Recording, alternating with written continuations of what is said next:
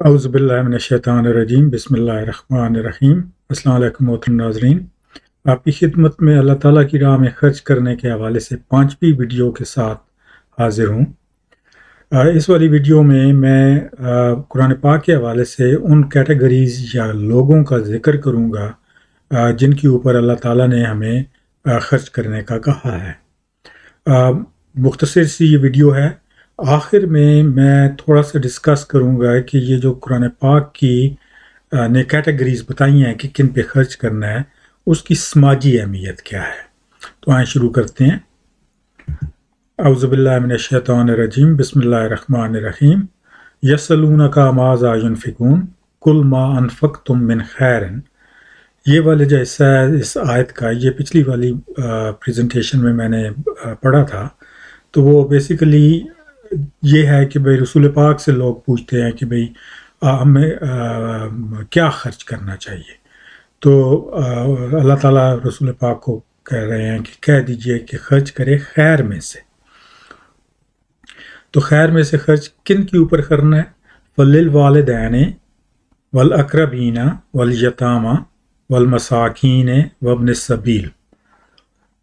वालिदैन के ऊपर, अक़रबीन के ऊपर, और इसका बाज़ दफ़ा ट्रांसलेशन जो है वो कर दिया जाता है कि रिश्तेदार, लेकिन ये अक़रबीन जो है वो मुक़र्रबीन या अक़रबा, ये उर्दू में भी इस्तेमाल होता है, जिसका मतलब है कि नज़दीकी लोगों पे।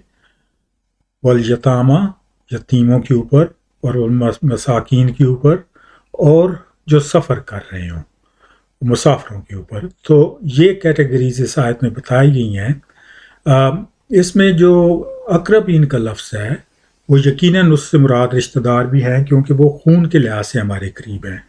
लेकिन दो और ग्रुप हैं कि जो हमारे करीब हैं। एक वो कि जो हमारे साथ जियोग्राफिकली करीब हैं या डिस्टेंस के हिसाब से करीब हैं, तो वो हमारे हमसाए हो गए या हमारे महल्लेदार हो गए। और साथ ही जो हमारे साथ लगावट में करीब हैं, कि जो रिश्तेदार नहीं हैं लेकिन हमारे साथ उनकी एक भाईचारगी है, दोस्ती है, और उनके साथ हमारे एक जज्बाती लिंक है, तो वो भी उन करीब लोगों में शामिल होंगे। तो इसी तरीके से आपके जो अगर आपके वसाइल हैं और आपने मुलाजम रखे हुए हैं, तो वो भी एक लिहाज से आपके करीब हैं, क्योंकि वो आपके उधर घर में आपके साथ काम करते हैं, मदद करवाते हैं।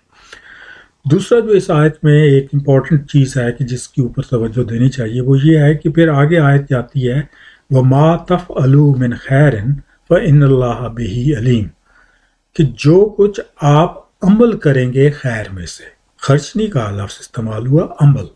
और फिर ये वापस उसी जो कि पिछली एक दो वीडियोस में मैंने डिस्कस किया था कि खर्च करने के हवाले से रिज़्क है, शय है, माल है जो हम कमाते हैं, जो ज़मीन से निकलता है, और खैर है। तो ये जो खैर है ये एक ब्रॉड सेंस है। इसमें हुस्न अखलाक भी हो सकता है, इसमें माल भी हो सकता है, इसमें आपका रवैया हो सकता है, तो ये सारी चीज़ें आ जाती हैं। तो ये कैटेगरीज हमने गिन ली, वालिदैन, अकरबा, यतीम, मिस्कीन, और जो सफ़र कर रहे हो। अगली जो आयत है इसमें ये वो वाली आयत है कि जो पिछली टॉक में जो मैंने जिक्र किया था कि भाई जो आयत है कि भाई नेकी ये नहीं कि आप मशरिक या मगरिब की तरफ मुँह करें, बल्कि नेकी जो है वो ये है फ़आतल माल अला हुब्बिही, कि आप खर्च करें माल में से मोहब्बत से या मोहब्बत के बावजूद। किन के ऊपर?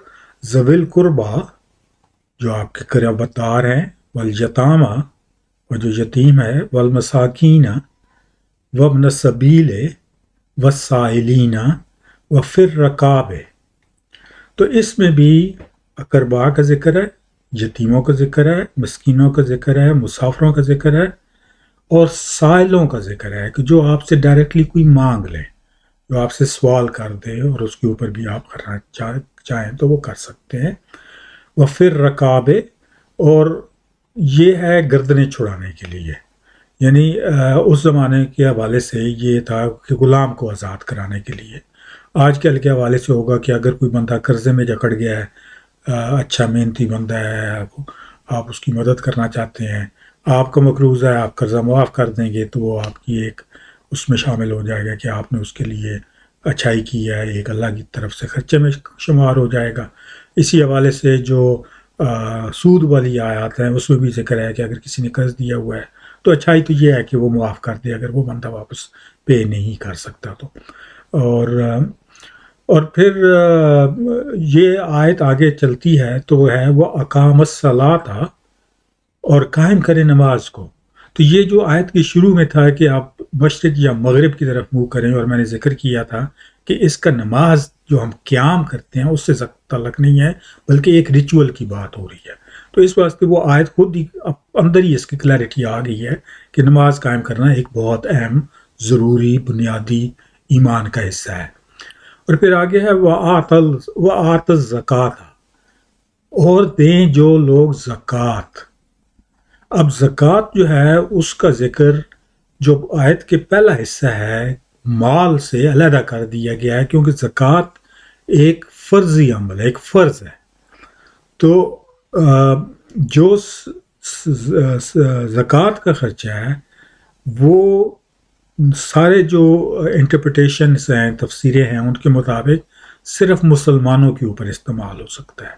تو اس واسطے زکوٰۃ جو ہے، جو فرض صدقہ کے نام سے جس کو کہا جاتا ہے، وہ صرف مسلمانوں کے اوپر ہے۔